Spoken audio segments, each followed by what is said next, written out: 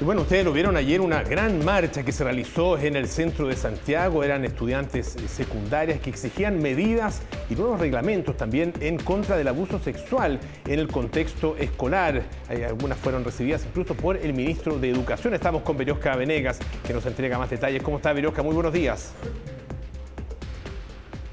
Muy buenos días, Polo, Natalia. Fueron 8 estudiantes de diferentes establecimientos de la región metropolitana, específicamente de Providencia, Santiago y Ñuñoa, que ayer se reunieron con el nuevo ministro de Educación, Marco Ávila, para expresarle y presentarle un petitorio que fue entregado a través de una carta en la oficina de partes del Ministerio de Educación. Fuerte y claro se escuchó y dejaron también más que en evidencia la falta de educación integral sexual no sexista. Es lo que también se comprometió el ministro de Educación ayer para trabajar. Pero ¿qué es lo que tenemos ahora y cómo tratamos estos temas?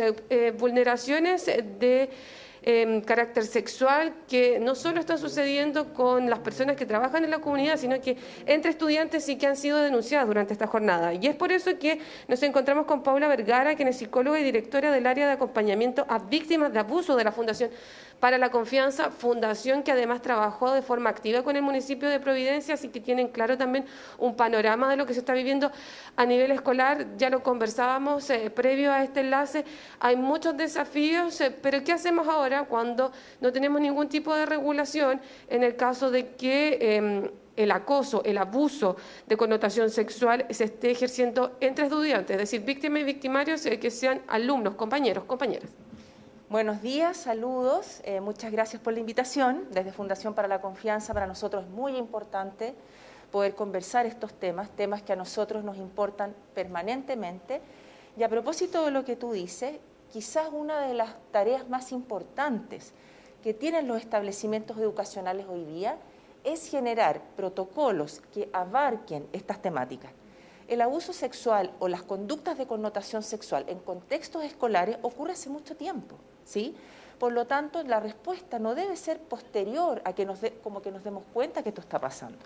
Los colegios están obligados a tener y generar protocolos que incluyan su cultura escolar, pero que tengan una respuesta efectiva a cuando ocurren estas situaciones dentro del propio colegio.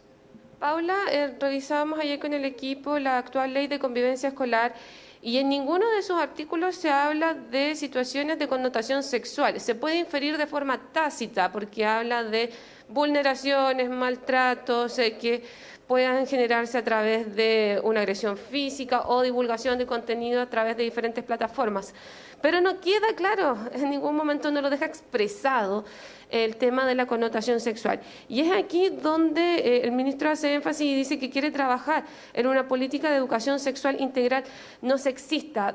Ustedes desde la Fundación, ¿cómo toman esta medida? ¿Cómo ustedes la plantearían? Porque finalmente de la educación es donde se tiene que finalmente erradicar todo este tipo de situaciones, ¿no?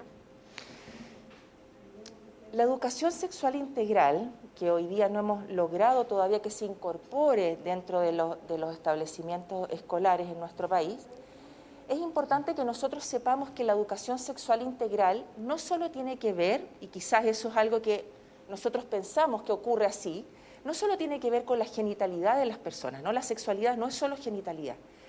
La educación sexual integral también tiene que ver con comprender y aprender tempranamente lo que es el buen trato, lo que es las relaciones adaptadas entre los seres humanos, ¿sí? Lo que tiene que ver con la afectividad y la emocionalidad, con la expresión y reconocimiento de emociones, y por lo tanto eso tiene que ser a muy temprana edad, ¿no? Porque de esa forma yo puedo prevenir el maltrato, la violencia, conductas de connotación sexual que parecieran ser normalizadas y minimizadas. Todos los protocolos que generen y elaboren los colegios deben comprender todos estos aspectos. La violencia no es solo física o psicológica, la violencia también puede ser de connotación sexual. Por lo tanto, es importante incorporarla en todos estos documentos y en estas acciones en los colegios. Paula, una de las cosas que también reiteraban bastante las alumnas que se expresaron ayer por la Alameda es que sienten impunidad frente a esto que han denunciado. Y hay un sentimiento generalizado que viene de las diferentes generaciones de mujeres que han denunciado este tipo de situaciones donde la vergüenza y la impunidad finalmente es la que las come y las hace perder la confianza con todo el sistema. Hay muchas de estas situaciones que hemos escuchado en los últimos días, imagino que se van a ir repitiendo, pero esta sensación de que finalmente no se hace nada está ahí.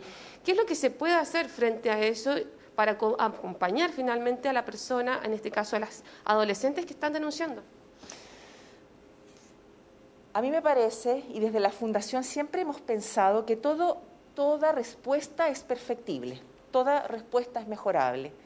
Hay aspectos del sistema donde tenemos que mejorar. En ese sentido, la Fundación ha hecho un trabajo permanente de poder trabajar con los colegios para que mejoren sus protocolos, de manera que ejerzan o den una respuesta más efectiva, ¿no? Que tiene que ver con, por una parte, reconocer que las situaciones ocurren y han ocurrido, y por otra parte, cómo despliego acciones reparatorias hacia esas personas que han estado involucradas, ¿no? Por lo tanto, hay cosas que sí se han avanzado, pero de todas maneras, por supuesto, que hay cosas que se pueden mejorar, y desde la Fundación para la Confianza lo que ha hecho específicamente, por ejemplo, la Unidad de Prevención y Educación, es trabajar constantemente con los colegios para revisar los protocolos con los que ya cuentan, ¿sí?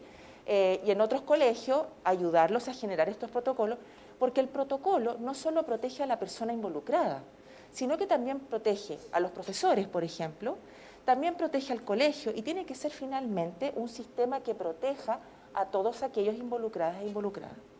Una cosa es el protocolo, pero la otra cosa es cómo lo va a recibir la persona, porque, y aquí voy a ser un poco coloquial, Natalia Polo, se tiende a culpar mucho a las víctimas. Por ejemplo, bueno, eso te pasó porque andabas borracha, o eso te pasó porque te expusiste a través de estos videos o a través de estas fotos. Hay un castigo implícito socialmente que de todas maneras igual se está ejerciendo en este momento y que genera un sentimiento de enojo, rabia, que ayer también se vio expresado en la movilización, donde las chicas marchaban, pero se les escuchaba muy molestas frente a lo que estaban viviendo. El abuso sexual, la transgresión de connotación sexual, genera como consecuencia esta sensación de rabia, de impunidad, de injusticia, que todas las consecuencias negativas las llevo yo, ¿no? Y esa es una sensación que a veces retarda que las personas que han sido afectadas por esta situación no develen prontamente. Y ahí hay una responsabilidad de los otros, de nosotros terceros, de nosotros como sociedad, de aprender a acoger y a reconocer que el abuso sexual ocurre frecuentemente, que el abuso sexual no le pasa a otras personas. El abuso sexual es algo que es un fenómeno que nos puede ocurrir a todos muy cercanamente. Y quiero pensar que el error de culpar a la víctima, de estigmatizar a la víctima, implica una dificultad en todos nosotros de reconocer el horror de lo que es un abuso sexual, ¿sí? Nosotros como Fundación estamos también permanentemente trabajando en contra de estas situaciones abusivas, de las dinámicas abusivas, del abuso de poder, ¿no? Y finalmente hablar de un buen trato. Esto no puede seguir ocurriendo. Yo le quiero agradecer a Paula por esta conversación durante esta mañana, conversación necesaria, no solo porque se está viendo en los liceos de diferentes comunas de nuestro país, sino que también de cómo nosotros como sociedad estamos enfrentando y escuchando a las víctimas de vulneraciones de connotación sexual. Solo para cerrar, contarles que hasta el día 16 de marzo la Superintendencia de Educación había recibido más de 30 denuncias de vulneraciones en torno a los ambientes escolares. Y esto que quede bien claro, la ley de convivencia escolar se aplica para el interior y el exterior del establecimiento. Independiente que no diga agresiones de carácter sexual, se puede ir a denunciar, se puede aplicar, porque esto rige desde el año 2011, esto es ley, así que usted como apoderado, apoderada, como alumna, infórmese, está disponible en todos los planes, puede recurrir a una herramienta para encontrar ayuda en caso de que, esperemos que no, sea víctima de una situación de este tipo. Perfecto, Viroska, muchísimas gracias. Gracias también a Paula por todos los antecedentes. Muy buenos días.